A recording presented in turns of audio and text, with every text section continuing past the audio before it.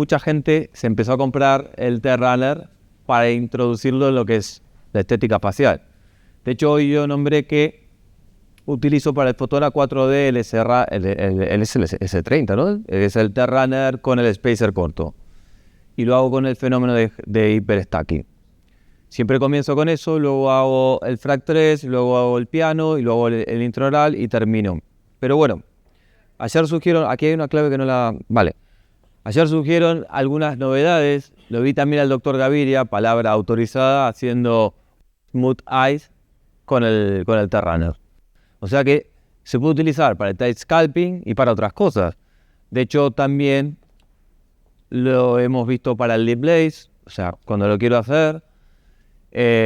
Y es lo que iba a mostrar yo, si Carlos me permite, y lo logra, es el tema del vector lead.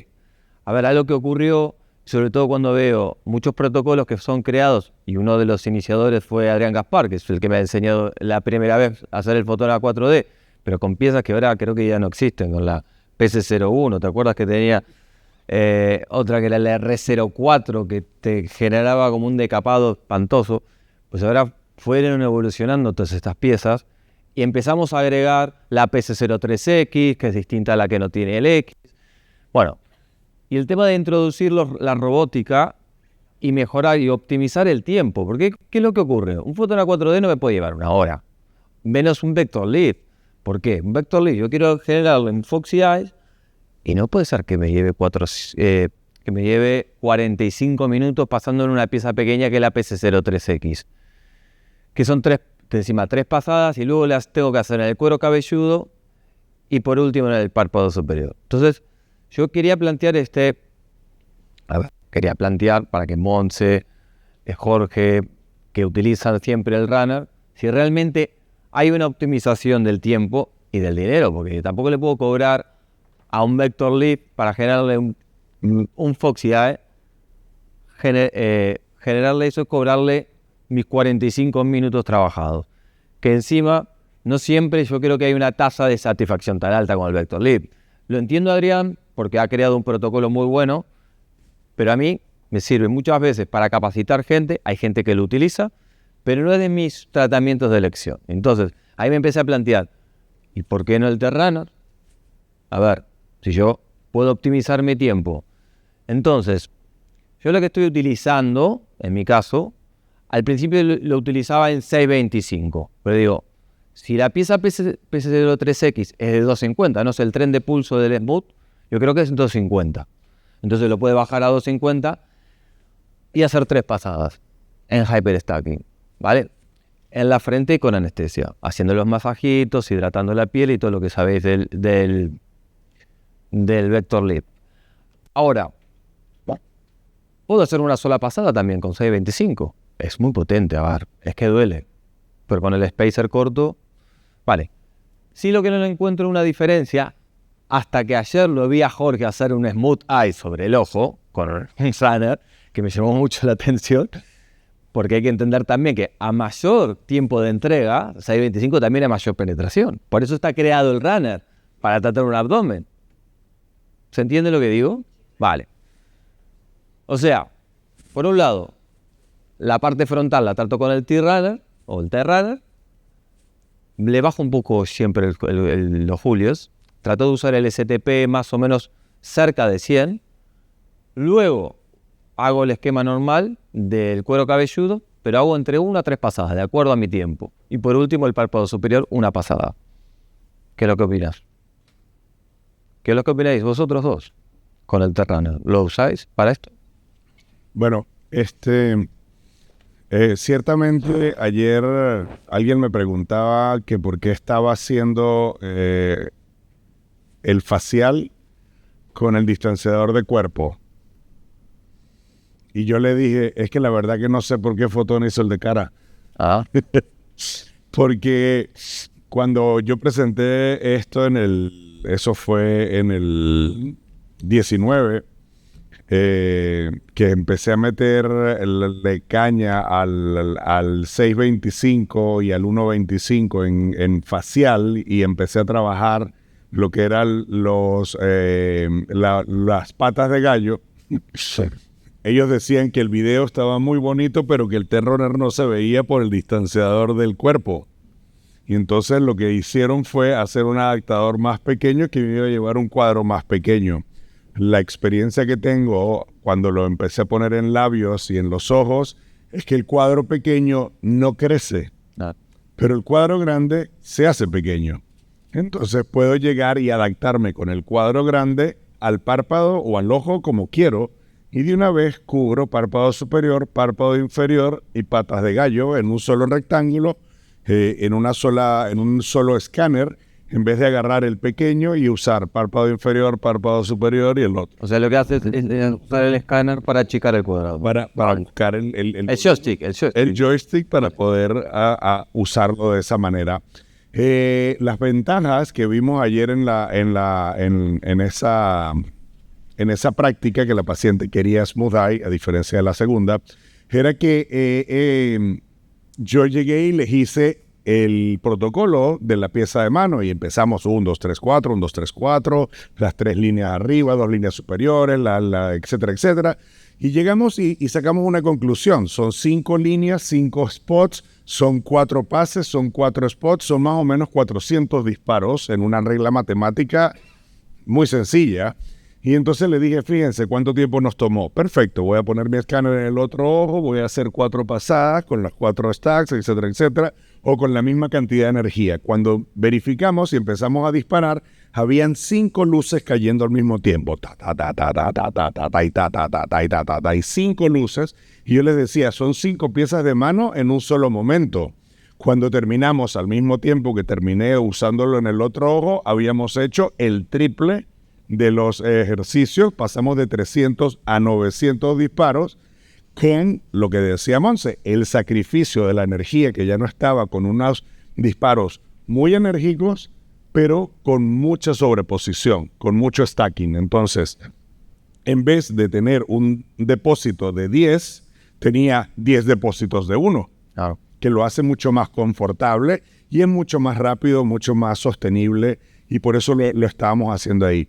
Ciertamente el 625 me preocupa un poco la penetración, pero estamos Con lente intraocular. estamos en conocimiento por los ex vivo de que el empuje que está haciendo el 625 con estas energías que están en 5.5, no es un STP de 100, es un STP de 70, no van a pasar de las 400 micras, cosa que realmente dentro del párpado, pues el paciente lo único que se queja es de que puede visualizar la luz roja del piloto, pero no siente el calor. De todas maneras, para evitarnos problemas, desde los Estados Unidos, cuando empezó este protocolo, que ya está dentro del software americano, igual que el LeapBlaze con T-Runner, es que si tiene lentes de contacto, se los retires. Vale. Hasta para ronquido hemos visto vídeos, ¿no? Le meten el T-Runner o al L. Ese sí no lo he hecho yo. Ya no sabe. Ahí sí no puedo hablar. Creo que sí. Sí. Es una Mónica.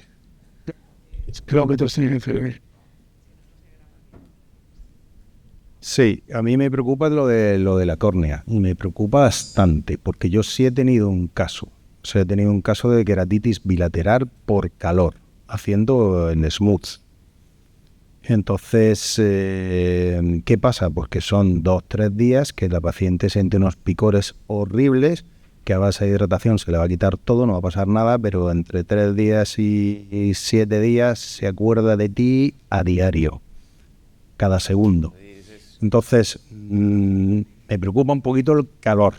Y poner la lente, no lo sé, ¿cuántos casos lleváis sin poner y no ha pasado? No, es que es con lente. La verdad, la lente de metal, tienes miedo que te transmita calor, que esa es justamente mi pregunta. Pero bueno, yo por ahí, no sé si hay intraoculares de plástico.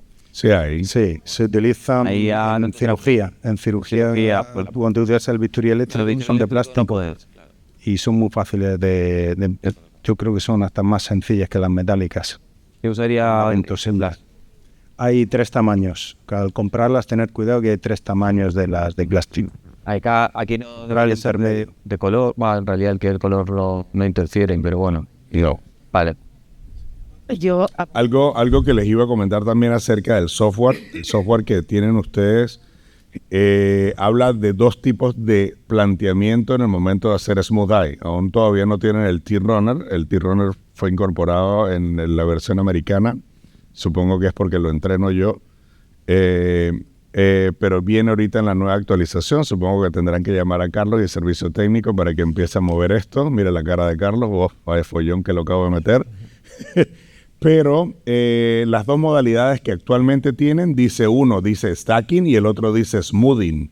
El smoothing es el modo de barrido para cuando la paciente refiere que tiene mucho calor, entonces, o mucha sensación de sensibilidad. Lo que estás haciendo es el smooth, pasarlo de 1.6 Hz, pasarlo a 3.3 Hz, y lo que vas a hacer es simplemente estar pintando. Como no puedes estar llevando un conteo de la sobreposición, lo que vas a tomar en consideración es la multiplicación que hice de llegar más o menos a 400 disparos en un barrido, tratando de ser lo más homogéneo posible y no solo quedarse en un péndulo, pero tratar de distribuir los 400 pulsos de esa manera. De esa manera tienes dos cosas. Uno, el smoothing no va a ser tan profundo. Y segundo, tú vas a estar repartiendo la energía calórica y el paciente se va a tener menos sensibilidad. Entonces, si ya está dentro de los parámetros de nuestro equipo, es porque las dos maneras pueden funcionarte. Lamentablemente, yo no me pongo con César, no me pongo con Ponce, no me pongo con Rubén, no me pongo con Pedro a hacer una competencia. ¿Cuál nos va mejor? ¿Nos va mejor con el stacking? ¿Nos va mejor con esto? Porque tenemos pacientes distintas. No tenemos ni siquiera la misma paciente como para llegar y que yo le haga un ojo y César le haga el otro ojo para decir que tenemos las mismas variables. Entonces, lo que tenemos son las facilidades de escoger la mejor manera. Tú como cirujano plástico o otro como cirujano no les voy a enseñar a hacer la laparoscopia si prefieren hacer una robótica o si prefieren hacer un celo abierto. Entonces, estas son maneras, como lo dice Pedro, el que quiera hacer robot, pues lo puede hacer con robot. Si lo tiene, que lo utilice. Son 5 piezas a la vez, es más rápido, más sencillo, más relajable para otra persona, o sea, delegable, perdón. Pero todo empezó con piezas de mano y empezamos con la PS01 con Claudia Pidal y con Guillermo Aldana, en el 2007. Y de ahí pues probablemente hemos evolucionado con las piezas de mano, la pieza 02, que es la misma PS03X, solo que venía en la R04. Son piezas que han venido creciendo y para mejor para la paciente. Y los protocolos a veces se han dejado porque a César le gusta stacking, a mí me gusta enseñar stacking, pero en la realidad hago el brushing porque es más rápido hacerlo en mi oficina. Y si en la oficina tengo el T-Runner, pues es mucho más fácil delegárselo a mi técnico en láser. Esa es la manera como puedo hacer el algoritmo de tratamientos con esta patología. ¿Y hacéis todos la intraconjuntival? A ver, César, no creo que en todos los pacientes hagas el intraconjuntival. Bueno, el transconjuntival, dices. Sí. Bueno, se hace cuando... Lo que pasa es que yo el tema ese de la... Esto es un debate bonito de honestidad. Yo no he visto tanto cambio a nivel del acúmulo graso. Sí me ayuda para tensar, y me ayuda para tensar en casos donde el tensado exterior esté más limitado. Y es verdad que bueno, pues que me ayuda sobre todo en laxitudes muy grandes, pacientes muy mayores, pero si tienen grasa, yo honestamente no he visto muchos cambios. Prefiero que lo opere Jaime o igual cualquier otro cirujano plástico para que le quede mejor. Se trata a veces de no... Todo tiene mucho que ver con la experiencia que tenemos cada uno, ¿no? Esto, estamos hablando... A veces el enemigo de la medicina es hablar de lo mejor, ¿no? Lo mejor en qué situación, en qué caso, en qué circunstancia. Creo que lo mejor tiene mucho que ver con cómo abordamos al paciente y cómo vamos a ser lo más honestos posibles para obtener el mejor resultado. Una opinión. Yo, solo un apunte, yo no trabajaría nunca en la zona periocular sin lentes intrapolares. O sea, es que me parece absolutamente fundamental. El miedo es libre. Ya. Hay algo interesante que cuando John Gukin hizo el protocolo intrapalpebral, él estaba pensando en las necesidades orientales y en su cultura el doble párpado, la línea de doble párpado es algo que hasta los pacientes se operan para tener, mientras que en nuestra cultura nosotros nos operamos para quitárnosla. Yo no sé si ya Jaime sabe hacer doble párpado para los orientales, pero ellos no sufren del blefarochalazo, ellos no sufren por esa caída, ellos sufren por la visión cansada de la bolsa ocular. Y entonces la manera más sencilla que ellos han visto para evitar el enrojecimiento y por miedo a la hiperpigmentación, según el doctor John Gukin, se metió dentro del párpado para poder dar una compresión de esa cápsula grasa que elimina Jaime. Pero la verdad es que si no hay el cojinete graso y van a trabajar ustedes por fuera una laxitud y flacidez de párpado superior, no vale la pena que lo paren por dentro. Traten todo por fuera. Es mi sugerencia.